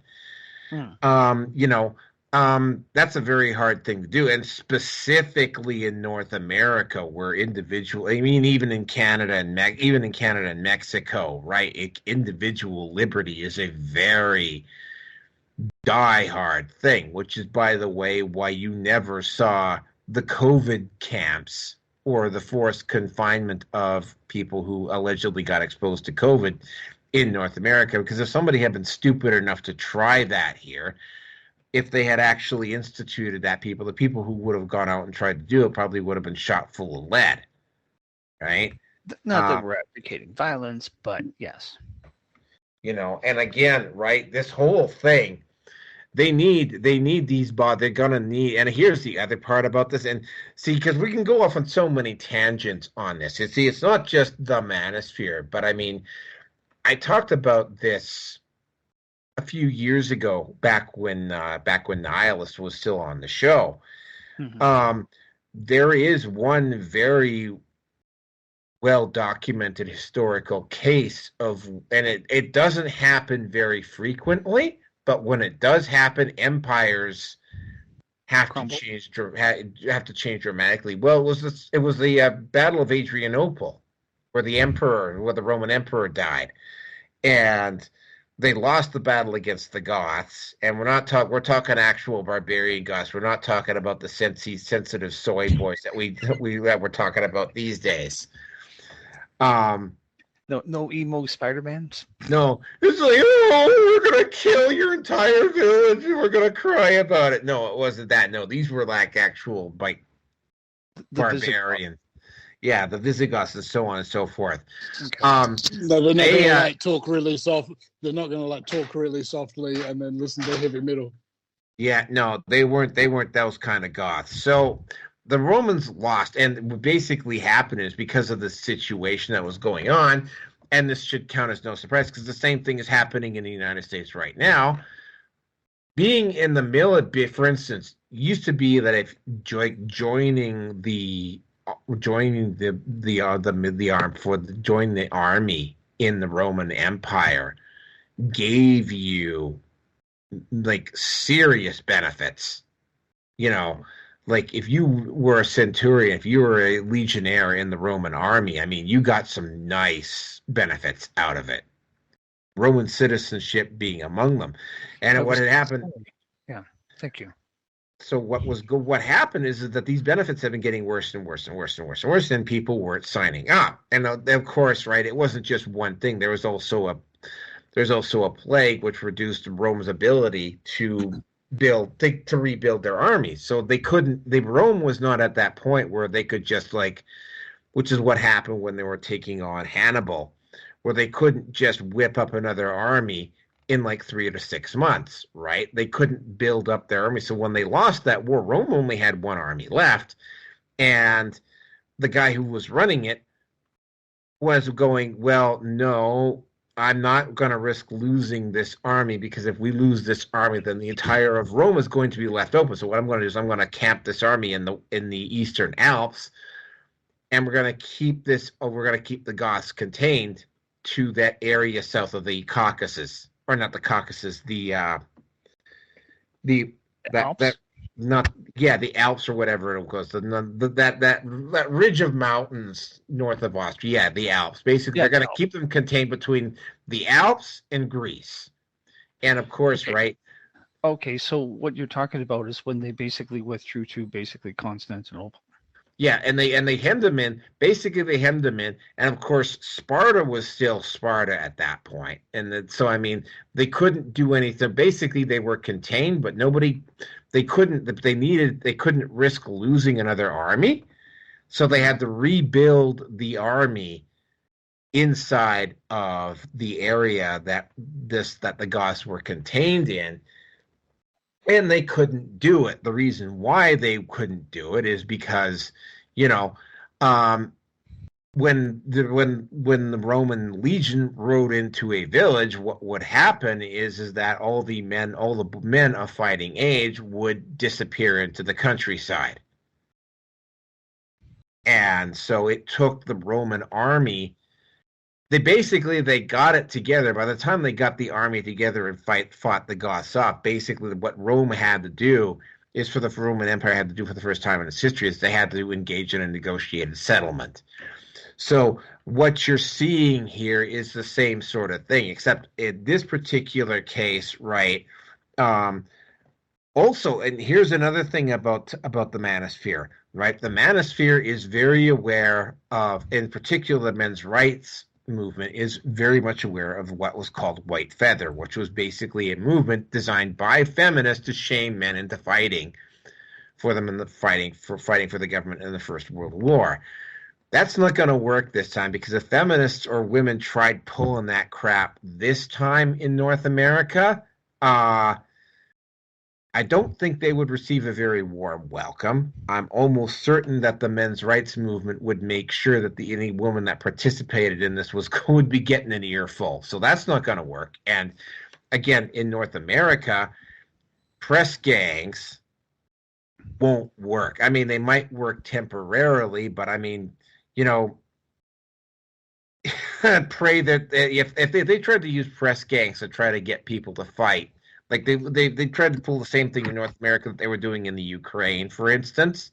You know, the soldiers that were doing that would once again get filled with lead so fast that they would set off alarms just by walking through a metal detector, assuming they even survived. So it's like, you know, the issue, getting back to the main point here, is that, like, yeah, the Manosphere is going to severely inhibit the powers that be from engaging in any type of a long-term war, because it's not just the fact that the guys in the Manosphere won't fight, it's like the influence of the Manosphere on other men, specifically in North America, is going to make it very difficult for the U.S. and NATO to launch any type of an offensive move or engage in a long-term war against either Russia or China, because they don't have the full support of their population, because there's counter-propaganda, the Manosphere, whatever. So yeah, right, this is not just straight up because they're concerned about terrorism. This is because, you know, the Manosphere... Sorry, my apologies here, and I'd like to get back into actually getting onto this topic. I see where you're going with this. I'm looking at it from a bigger picture. I mean, the falling rate of marriage is a direct threat, albeit indirect, from like my father's perspective or my parents' generation or anyone else over that. And from a demographic viewpoint, your tax base is going to be shrinking. Your future tax base is going to be non-existent. I mean, shit, what did I hear? In Canada, we're bringing in 1 million immigrants per year. And you wonder why that rent is becoming so fucking expensive. But with the rate of marriage now falling below 5 men out of 1,000, what does that affect? Well, not having kids. Well, what happens with not having kids? Well, the demand for housing goes down. The revenue from copper or foundries drops. The materials that are put into a home, all of those industries are going to go down. Your tradespeople that are dependent on guys getting married, their jobs ultimately are in jeopardy as well. And what goes with the house?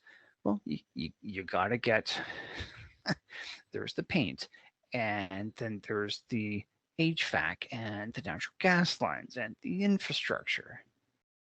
Oh, it goes even further than that, right? The decline of male participation in academia means that because I mean, this is not to say that men are smarter than women, although I think they are, right? But men's mentality is different than women's, and politely, yeah, you know, And it's like the situation that they're going into is going to they're gonna have to get people to roll up their sleeves and actually go out and do dirty work. Women seem to have an aversion to doing that, right? Oh, I wonder why. Right? I wonder why. I mean, I'm not saying all women are like that, but enough of them are that they So I mean, it's like a whole series of these cascading issues. Thank you. That was the word I was going to use. It's a cascading effect. Yes, absolutely. I mean, you're going to have fewer people going to IKEA because they have to buy, X, Y, and Z or Z, whatever, for the baby room. Banks are going to lose their shirt because people such as you and I, present company included, and whoever else that might, quote, identify. I can't stress how many people that have been picked apart through either Sandman, Mike Sartain, or whatever his name is, Rollo Tomasi, or Joker for that matter. Oh, there's a whole bunch of them, and yet here's the other part too. It's like, and again, we're really this is like another cascading part. Yeah, I don't even know who any of these guys are. When you said Rollo Tomasi, I thought it was some kind of pizza sauce. No, he's a yeah. Here's the thing: it's like all of the boys, specifically in the West, that are growing up, they either have seen stuff, they've seen what their mothers have done to their dads, or they know kids in school that they're with where they're going through nasty, ugly divorces where the guy's getting raked over the coals, or they know of a relative of somebody that's getting. So I mean, boys are seeing this, and of course, right, they're exceeding. Like, I mean, this is something that I'm noticing in some countries. They're really, really concerned that these quote unquote teenage boys are getting the wrong influence from guys like, say, Tate and Rollo Tomasi and Sandman and Joker, and I guess you could probably Jordan Peterson or anybody like that. And they're seeing this stuff happen, and you have these women walking into these schools and telling these boys what disgusting human beings they are, right? And then it's sort of like, and what you think that these boys are going to fight for you when they become adults? They know too much. Yeah. Oh, and let's not also forget that in North America, and I'm going to have to assume it's also the case in New Zealand, that most of the gun skill, although there are people on the left that do possess gun skills, and trust me, it's a skill, so the left could pick it up very easily if they wanted to. But I mean, the majority of the people who have skills in firearms are on the right. And guess what's been going on for most of the last 10 years? They've been demonizing this fucking part of the population. You think they're going to go and fight? You think they're going to go, assuming that, say, if Biden does win in 24, right? Like, you think so you've got half the country that they've been demonizing. You think these people are going to pick up guns and go fight for Biden? Like, get the fuck out of here, right? Same thing with Trudeau, right? It kind of sounds like something I've heard about what's going on in Sweden, which is now the rape capital of the world, having a small population to begin with, and they're bringing in Algerians or wherever from the Middle East that just do not work well at all with anything outside of their culture. I've heard of guys that have heard a woman get raped, and they're kind of going, "Sorry, bitch, you ain't worth the trouble." And you're gonna have more and more of that happen, and it's from the McCain Institute and the government to DHS or whatever, DOD, whatever the case may be, whatever branch of government, whatever part of the legislative military branch is responsible for this. They're trying to be subtle about it, but at this point right now, the damage is done because there have been so many things that look from 10,000 feet up, 20, maybe 40, 50, maybe 170,000 feet up, whatever number you want to use. All of these things that are going on right now, that's an attack on Neuroki, myself, or whoever, or we're seeing problems in the school system, or with feminism, or whatever. I'm sorry, but it's one giant web that if you begin to take yourself out of, take your emotional attachment as to what's going on, and you detach yourself and you start to look for trends, like all of the shit that's going wrong right now, in my opinion, is that it's all connected. Oh, well, I mean, yeah, I'll finish what you're saying and then I'll throw in what I'm going to say. Yeah. So, I mean, like the crap going on with Disney, for example, that's an attack on me as a white male because, oh shit, everything's all my fucking fault. No, it isn't. I've already said this before time and time again. Am I responsible from way back in the day when African tribes were beating each other up and selling them to Dutch slavers? Nope. No, but you are responsible for the Ice Age because Ice is white and you're white. So there. All right. I am Dutch in my mother's side of the family. Do I have slavers from however far back that goes? Maybe. But you know what? I don't fucking care because that is not, it may have happened. I don't know who it is. I don't know who it was. And I don't know of any way to directly that my family, my mom's side of the family had profited from that. So this whole thing with reparations, actually, no, I'm not even going to go there because it's just going to cause a big. Yeah, no, I mean, I'll throw in one more thing here. We were getting off topic with that one. You know? All right, yeah. Well, we'll be getting way off topic here. I'll just throw in another one here. The transgender women involved in women's sport. Biological women have been having difficulty in getting male support for it. And the reason why they've been having difficulty getting male support for it is because feminists have been saying for a long time, oh, we don't need no man. And you're a man, you're toxic, you're bad just because you have a dick between your legs, right? So it's sort of like, and so now there's a significant segment of the male population that's just like going, well, you said you didn't need no man, so fucking fix it yourself. Yep. So they're having it's getting, instead of what should have been, It's just on that note, I'm sorry to interrupt, but just the image of Star Wars: The Rise of Skywalker, where at the end of the series, there's a huge dick-shaped cannon that's hanging off of all of the fucking ships, and they have to blow their dicks off in order to destroy the ships. I haven't seen it. I'm not going to see it ever, but God. Okay, all right, V. I mean, I really hate it when you dominate the conversation like this. Do you have anything more to say before we move on to the next topic? Just the people that, when they detach, what Pearson was talking about, when people detach, you're not really doing yourself any favors unless you are willing to commit some changes in society. You gotta wake other people up.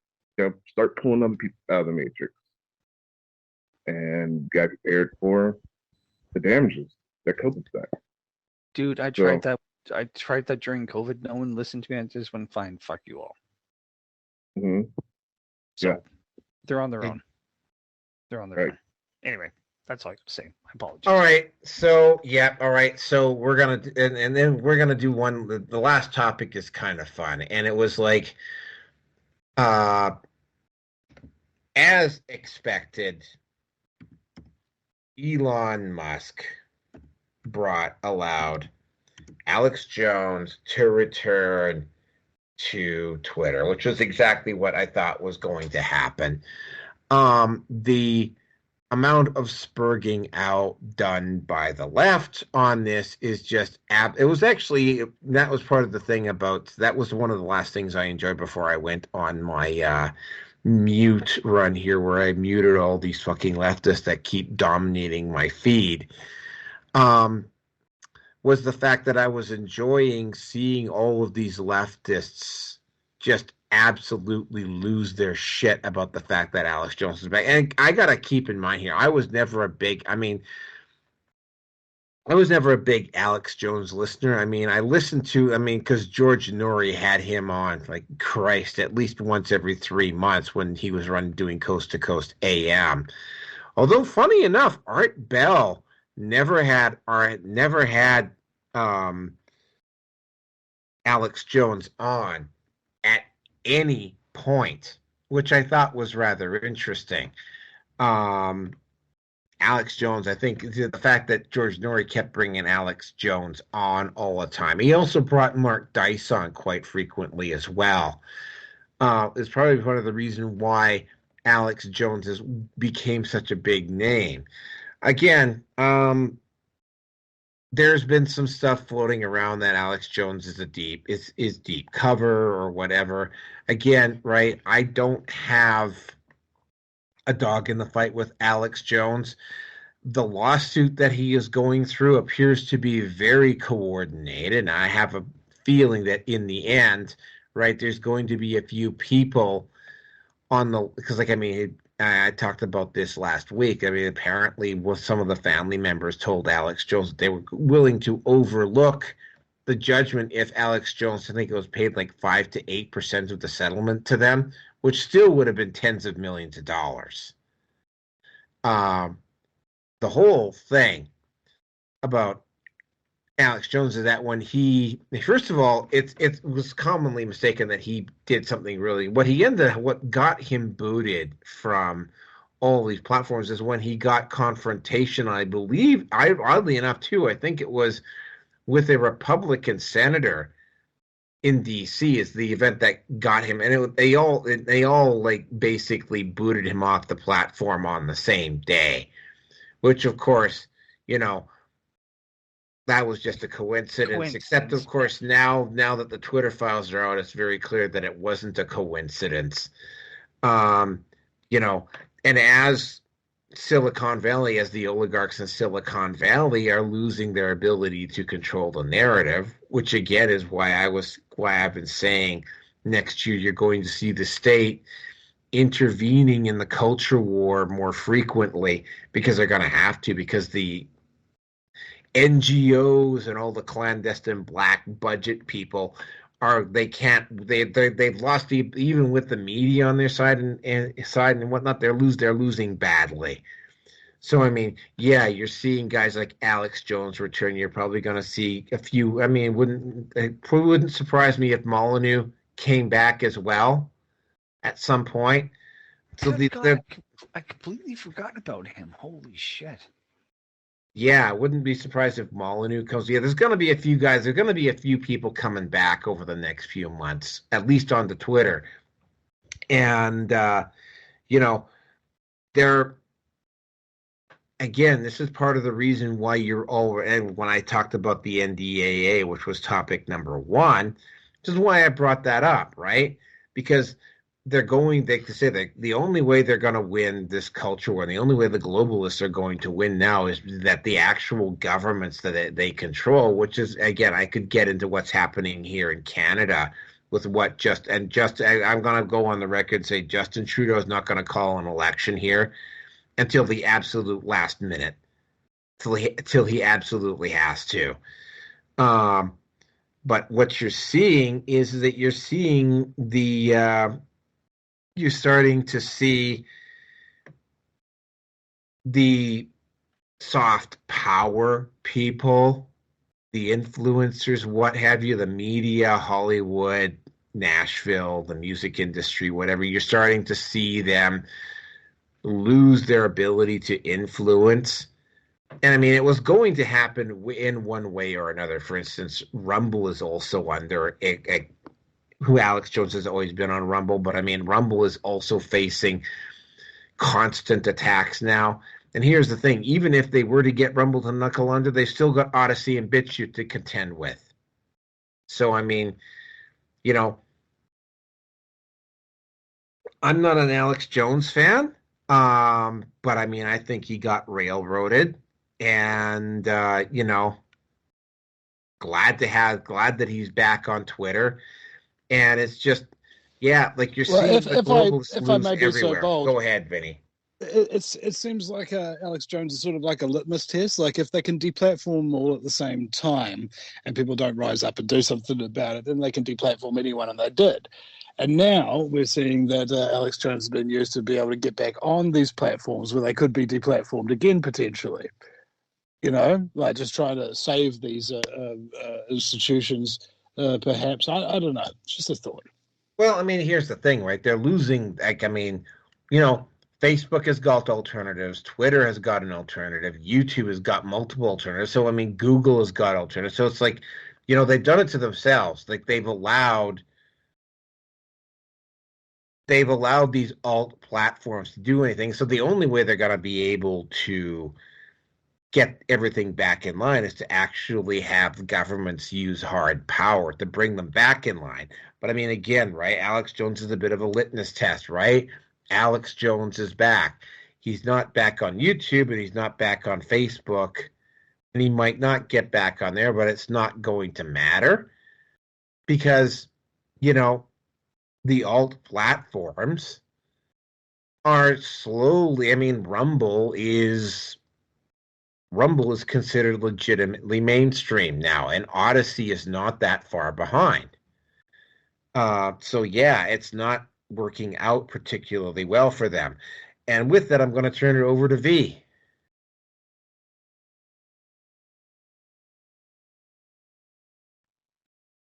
Yeah, I don't know. I thought Alex Jones was having great success with his band TV. I I thought that was a really good way to go. It kind of sucks that he gave up on social network. He tried to have a social network before, if I remember correctly. It just got so overwhelmed. His two servers couldn't handle it, or something like that. He should have stuck with that. But I don't know. Alex Jones, you can't get rid of Alex Jones. You just, you know, he's going to be there. He said it himself. He's going to go. He's going to be doing this. He's going to get the globalist. So I would find it hard pressed, even with a $1 billion lawsuit on top of your head, that even if the frogs are gay. Oh yeah. Yeah, exactly. Alex Jones fights rainbow frogs in his video game, by the way. Just thought I'd let you know that. Is that actual real? Sure I saw the Tates playing. There's a video footage of the Tates playing the Alex Jones video game and actually having a bit of a chuckle. And Alex Jones talks about stopping rainbow frogs right at the start of the game. But let's get back on topic. Anyway, yeah. Yeah, no, that's what I. Okay. Well, with Jones being back on X, Sorry, Vinny, do you have anything to say? Sorry. Oh, yeah. Yeah. No, I already said it. Okay, take us out then, Grierson. Yeah, I mean, with Jones, again, I was an avid follower of his stuff, but I haven't. The only thing from InfoWars that I've watched earlier was Rollo Tomasi doing a takedown of the topic that we had already covered, which was the the filtering on what was Twitter for the Manosphere. Honestly, besides that, I have not watched anything from him or his network, honestly, in a very long time. It's something that I've moved past. And again, one of my former coworkers, when I had him on my crackbook list of my acquaintances, not friends, but acquaintances, he was so happy that Jones was getting sued and a whole fucking bitch. And I just thought, I can't remember if I had actually said this. Like, well, if he goes down, what about other people? To him, it didn't matter. He was so, and we're all guilty of this, but he was so narrow-minded. It's like, yeah, Jones is going down. He's not coming back up from this. No, it was the he was being found guilty of Sandy Hook. That's what it was. My apologies. But I would not put it past him to be gloating over Jones getting kicked off of what was Twitter at the time. This guy seems to be, well, no, I could say that he was a precursor to what I would understand now of Destiny. This guy's he's left, like very, very liberal, like left liberal, not classical liberal. For Jones being back on X, okay, sure, maybe. Will he start to actually talk about the things that are very difficult, where people have a tendency to commit suicide from hanging from a towel bar in the bathroom? Pizzagate? I'm not going to say very much about him one way or the other until he actually starts to press the conversation of risky, life-threatening topics of conversation. And Vinny has said this before with this whole thing of the satanic pedophile networks, whatever you want to call it. Until Jones actually starts bringing that to the table in X, I'm not going to pay the man very much attention. Actually, I won't pay him any attention at all. So if he wants my support in one form or another, well, he has to come in with an A game. And until that happens, I'm going to ignore him. And I'll let him be spouting off, frothing at the mouth over frogs that are gay. So I got nothing more. And on that note, my friend, I am done. Yeah, we're all done. Like I said, I got up before 6 a.m. this morning, so I'm running on fumes here. Anyway, that concludes this particular show. Just remember, I will be updating my Patreon and Subscribestar here probably before the new year.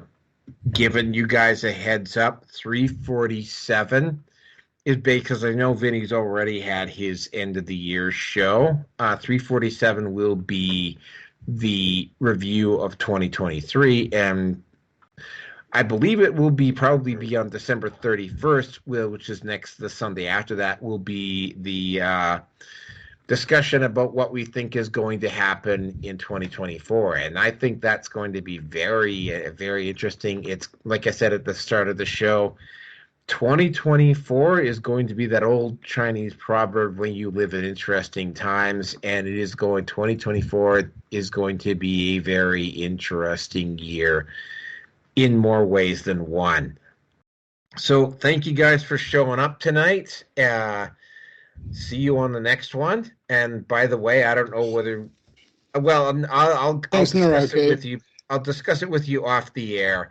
But I'm going to say like the next 2 dates of the December 24th and December 31st. So I don't know whether that's going to work. I'll actually be on holiday, mate, so I won't be able to join you for that one. But it's been a great year guesting on the show, and I'm really grateful for you to be inviting me all the time, bro. It was wonderful. Thank you.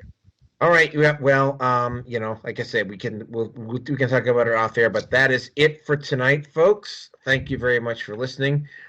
We're only at 2:12, so we actually got through pretty quick tonight, which is good because I need the